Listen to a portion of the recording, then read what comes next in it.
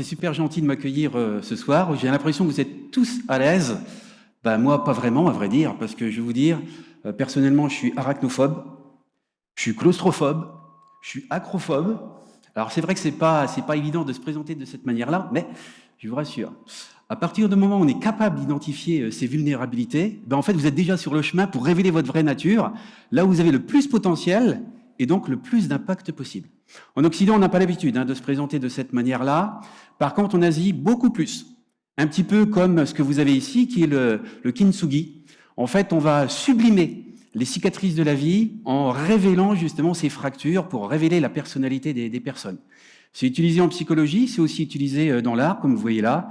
Une poterie fêlée, eh ben, on va la révéler par l'intermédiaire d'un filet d'or qui va sublimer l'art que vous voyez ici. Alors, du coup, ben ouais, j'aime pas les araignées. Je n'ouvre jamais un dictionnaire à la lettre A.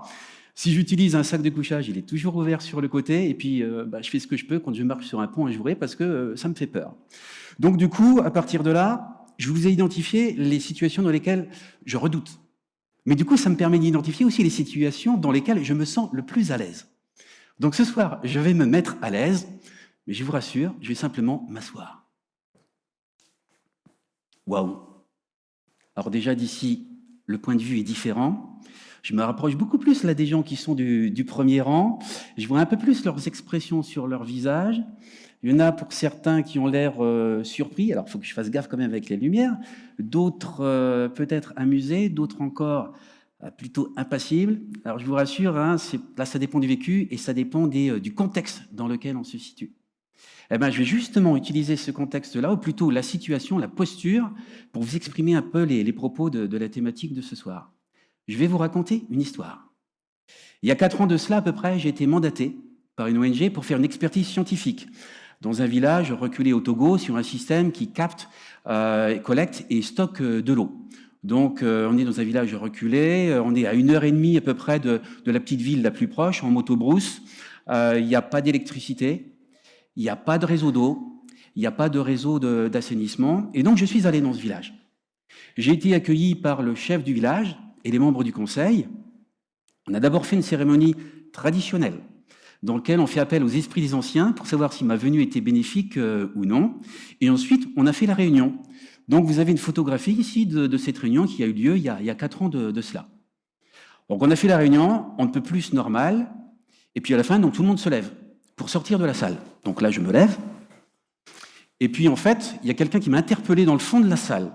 Donc, je suis allé voir cette personne qui était assise, apparemment en situation d'handicap, problème de jambes et problème de bras. Donc, moi, naturellement, pour discuter avec cette personne, je m'assois, comme je l'ai fait tout à l'heure, sans prêter attention au regard des personnes qu'il y avait dans cette salle. Eh bien, ça fait 4 ans maintenant que je retourne dans ce village parce qu'on a un projet d'agro-développement avec les villageois. Et d'ailleurs, j'emmène avec moi tous les ans des élèves ingénieurs de l'université de technologie. On en est à la 4e édition. Et puis, en fait, le fait de m'asseoir comme ça devant cette personne, c'était le déclencheur. Ça a été la clé qui a scellé le lien de confiance entre cette communauté et moi. Et c'est depuis qu'on arrive à générer justement un projet en agroécologie avec ce village. C'est le début, c'est le déclencheur de l'effet papillon dont je vous parle ce soir. Alors, on pourrait résumer ce qui s'est passé par un seul mot, l'empathie. Ce n'est pas quelque chose qu'on a l'habitude d'utiliser dans le domaine des technologies et pourtant c'est fondamental. Pourquoi? J'allais dire, de la techno pour de la techno, ça ne sert mais strictement à rien. Vous allez concevoir des systèmes qui sont ultra complexes, des systèmes qui sont complètement à l'opposé, contre-productifs par rapport aux enjeux sociétaux. Faits par des gens irresponsables, pour moi, personnellement, c'est de la profonde paresse intellectuelle. Aucune pitié envers ces personnes ou ces entreprises. Mais il faut quand même laisser une porte de sortie pour essayer d'améliorer les choses. Alors, entrer dans un processus d'empathie comme ça, c'est une prise de risque. Parce que nécessairement, vous allez vous confronter à des blocages et des inerties, qu'elles soient culturelles, scientifiques ou autres. Et pour essayer de comprendre un petit peu comment ça fonctionne, je vais faire référence à une personne. Cette personne, c'est celui-ci. Celui que vous voyez assis là, derrière moi, sur un tapis, c'est mon mentor. C'est le professeur Anil Kumar Gupta, donc, qui est professeur à l'Indian Institute of Management, Ahmedabad, donc en Inde. Ça fait 40 ans qu'il navigue dans les coins les plus reculés de l'Inde pour aller rencontrer les populations les plus pauvres au moment où c'est le plus difficile pour elles. Et il essaie d'extraire de la part de ces populations toutes les idées créatives que ces personnes peuvent avoir. Très peu de ressources, mais très grande créativité. Par intermédiaire de son réseau, le Honeybee Network, il diffuse après, le plus globalement possible en Inde et à l'étranger, ces créativités réalisées par ces personnes vulnérables. Eh bien, je vais vous demander d'écouter, je vais vous faire passer un petit passage vidéo, quand on l'a fait venir en France il y a quelques années en arrière. Donc là, c'est un extrait d'une vidéo qu'on a fait au Palais du Luxembourg au Sénat, et je vous demande de bien écouter. Samvedana. Sam means equal. Vedana means pain.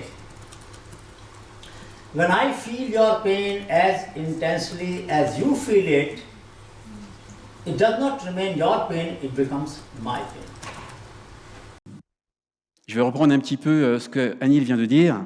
When I feel your pain as intensely as you feel it, it doesn't remain your pain, it becomes my pain. Ça veut dire tout simplement que si je ressens la souffrance telle que toi tu la ressens, elle ne reste plus ta souffrance, elle devient la mienne et du coup je suis plus capable de comprendre quels sont tes besoins pour pouvoir concevoir un système technologique qui soit en parfaite adéquation avec justement ce besoin, cette communauté, avec les ressources du territoire. Eh bien, c'est de cette manière-là qu'on va aborder effectivement l'effet papillon. Et là, ce que je vais vous raconter maintenant, c'est comment on met ça en pratique, parce que c'est pas évident. Donc, on reprend un petit peu en arrière. La posture que j'ai eue de là au Togo, dans ce village, je vous l'ai dit tout à l'heure, on emmène des étudiants chaque année. En 2021, on n'a pas pu, à cause de la situation Covid-19. Donc, du coup, on est parti 10 mois après, mais pendant ces 10 mois, il fallait qu'on bosse. On devait récupérer de l'information sur l'agriculture biologique parce que c'est un projet en agroécologie qu'on a au Togo. Et donc, du coup, on s'est dit, on va capter de l'information avec les petites fermes qu'on a ici en France. Et on va aller à leur rencontre. Pour mettre en application ce processus d'empathie, il faut d'abord réfléchir et savoir c'est quoi ces fermiers en France, en agriculture bio. 3 caractéristiques principales. La première, ils travaillent avec le climat 24 heures sur 24. Ils ont les pieds sur terre, 24 heures sur 24, au sens propre comme au sens figuré. Leur lieu de vie, c'est aussi leur lieu de travail. Et 3, ils font super attention à leurs impacts environnementaux. Pas d'intrants chimiques, beaucoup de processus de recyclage, et puis autonomie énergétique et aussi de l'autoconstruction pour complètement maîtriser leur outil de production. Eh bien, pour aller à la rencontre de ces gens-là, en fait, il n'y avait qu'une seule solution possible, c'était celle-là. Aller à leur rencontre à pied. Donc oui, effectivement, j'ai fait 1000 km à leur rencontre à pied, 23 fermes. Tout était planifié, 6 mois à l'avance. Et le fait d'avoir utilisé ce processus immersif d'aller à la rencontre, j'avais moi-même les pieds sur terre, le climat 24 heures sur 24, minimiser mes impacts environnementaux. Il était hors de question que j'aille chez eux et que j'aille brancher mon PC sur leur ligne électrique. J'étais totalement en autonomie énergétique, panneaux solaires, batterie de stockage, tout ça derrière mon chariot, 30 kilos. Mais ça s'est super bien passé. Alors, c'est pas tant moi qui est important là-dedans, mais c'est que ce processus a permis une acceptabilité de la part des fermiers qui était absolument extraordinaire. Là, on voit par exemple Frédéric au sein de cette ferme qui s'appelle Au gré du temps, une ferme absolument prodigieuse. Ils n'ont que 1 hectare de foncier agricole. Ils dégagent 3 salaires. Et cette entreprise-là, quand on parle de vulnérabilité ou d'événements perturbateurs, non. Pour eux, c'est à chaque fois un moyen de trouver une solution pour aller encore beaucoup plus loin. Donc ça permet des rencontres absolument fabuleuses. Si je n'avais pas fait ce parcours à pied, j'aurais fait un truc de chercheur dans son bureau en téléphonant, totalement inutile. Donc il y a vraiment une pertinence à visualiser les travaux de recherche et l'impact que ça peut générer par derrière. La deuxième partie va concerner en fin de compte une suite de ça. En fait, quand j'ai fait ces 1000 km, il y a un entrepreneur local et citoyen qui me dit « J'aime bien ta façon de faire ». Immersif, d'aller au plus proche de la population, eh bien, on va travailler ensemble pour travailler notamment avec des quartiers prioritaires de la ville de Troyes. Quartier prioritaire, c'est quoi? C'est un quartier dont la vie socio-économique est beaucoup plus difficile que la moyenne des autres personnes dans la ville. Les QPV, quartiers prioritaires de la politique de la ville. Donc, pour aller rencontrer ces gens-là, on est en train de mettre en place une micro-ferme urbaine permaculturelle et citoyenne avec la population. Il faut aller les rencontrer pour comprendre vraiment leurs besoins. Donc, vous avez vu ici un certain nombre d'images. Le premier processus, c'était quoi? C'était aller à la rencontre des associations, collectivités, bien sûr, et autres organismes qui gravitent autour des quartiers prioritaires. Mais ça, je considère que c'est une approche trop surfacique. Il faut aller beaucoup plus proche de la population. Donc, du coup, j'ai décidé tous les vendredis matins, d'aller au club de couture de ce quartier pour aller rencontrer les femmes du quartier.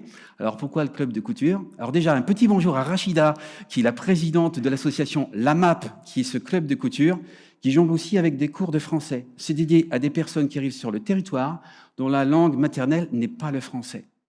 Pour la petite histoire, le club de couture, parce qu'en fait, je suis tombé dans le chaudron de la couture quand j'étais petit. Ma mère était couturière, donc moi, évidemment, dès que j'étais gamin, je savais coudre. Je suis le monsieur couture à la maison. Et ne rigolez pas, mais à l'époque où j'ai passé le bac, j'ai pris option couture. Ça existait. Je n'ai eu qu'un point peut-être, mais malgré tout, ça a quand même fonctionné. Et bien, le fait, c'est ça qui a créé le lien avec cette population. Tous les vendredis matins, on discutait beaucoup. On prenait le thé ensemble, c'était ça, c'est très convivial. Il y avait un échange vraiment génial entre elle et moi. Vraiment un processus gagnant-gagnant. On travaillait aussi, je tiens à le préciser. Et du coup, c'est ce qui nous a permis de mettre en place, depuis plus d'un an, on a 6 personnes du quartier prioritaire, qui est pas loin d'ici, qui sont collaborateurs bénévoles de l'UTT, parce que leur expertise de vie au sein de ce territoire est aussi pertinente qu'un chercheur qui a des compétences spécifiques. Donc on les intégrait dans le projet de recherche, qui aujourd'hui est en train d'essaimer un petit peu, parce que du coup, on a une école élémentaire qui vient de se brancher sur le projet, et ainsi de suite, on arrive à essaimer au fur et à mesure. L'effet papillon continue au fur et à mesure. De cette posture togolaise, on est passé par la suite à un projet lié avec les 1000 km, qui lui-même est en train de dériver sur un projet du territoire ici en France pour essaimer sur les quartiers prioritaires, puisqu'on espère que ça va pouvoir se reproduire. Alors j'allais dire, alors il y a des choses que je ne vous ai pas montrées, mais c'est vrai qu'il manquait quelque chose. Là, quand j'allais, moi, dans le cours de couture, c'était pas encore suffisant. Parce que là, je ne voyais en fait que la vie entre 8h et 18h. Mais il y a quelque chose avant, il y a quelque chose après. Donc avec le partenariat de 3 Home Habitat, le bailleur social, voilà, j'ai vécu pendant un mois dans le quartier, spartiate, c'est juste un appart vide. J'avais mon sac de couchage ouvert sur le côté, et puis mon vélo pour monter et descendre les escaliers, comme font beaucoup les gens du quartier. Et là, du coup, rien que ça, avec quelqu'un de l'immeuble, on s'est dit, mais c'est... Et c'est vrai que j'avais mal à l'épaule, porter le vélo avec la barre, etc. On a simplement pris des anciennes bandoulières de sac à dos, on a fait ça, on l'a monté, on l'a mis sur l'épaule, et du coup, ça simplifiait la montée et la descente durant le matin et le soir. Ce que j'essaie de vous faire exprimer ce soir, c'est que, en fin de compte, c'est avant tout un message d'amour, moi, que je vous envoie ce soir. Acceptez vos vulnérabilités pour vraiment révéler votre vraie nature, pour avoir le plus de potentiel possible et impacter et créer du lien, notamment avec les populations vulnérables, parce que je vous garantis que la richesse que l'on récolte en allant à la rencontre de ces personnes-là, ne serait-ce que pour leur dire « mais tu vois le petit truc que tu as fait, peut-être que toi tu considères que c'est pas grand-chose, mais multiplie-le, diffuse-le le plus loin possible, et là tu vas voir que ça va avoir de très gros impacts. » C'est ce qu'on essaie de faire avec nos petits moyens, j'allais dire d'une certaine façon.